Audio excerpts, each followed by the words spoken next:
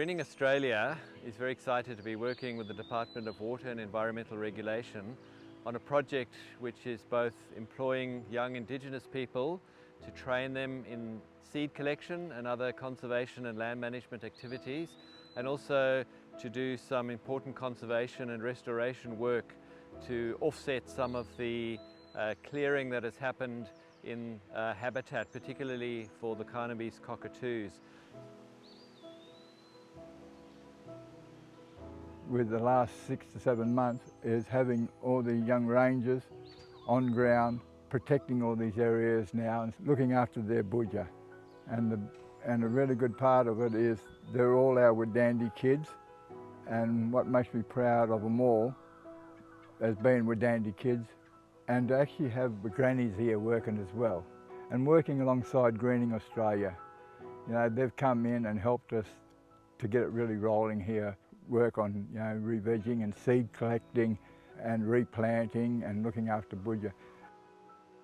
There's been a lot of historical land clearing in Western Australia, and a lot of habitats have been fragmented. So where we get opportunities to restore these landscapes, we're really excited to be able to do that. Where they've actually secured a property on which the activities for this particular project are largely centred, mainly seed collection and then also restoration. So basically the philosophy is to try and offset the clearing that's taken place in that area as close to the clearing site as possible and to the same environmental quality as the bush that was originally cleared.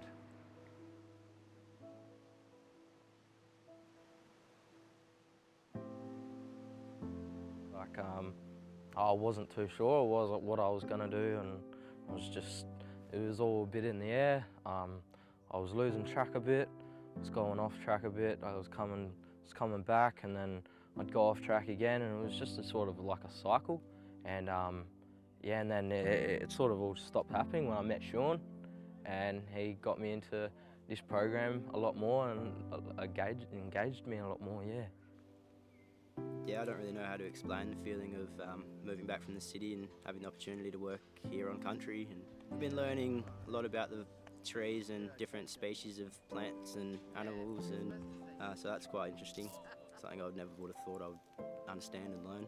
I feel really privileged. I am Wadandi myself, but I didn't really grow up with my elders like I wish I did.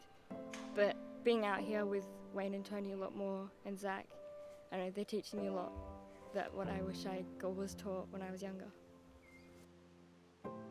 Yeah, I think with the global climate change becoming something that everybody's understanding, resonating with and seeing the effects of worldwide, there is a sense of urgency that we need to act, and at scale as well.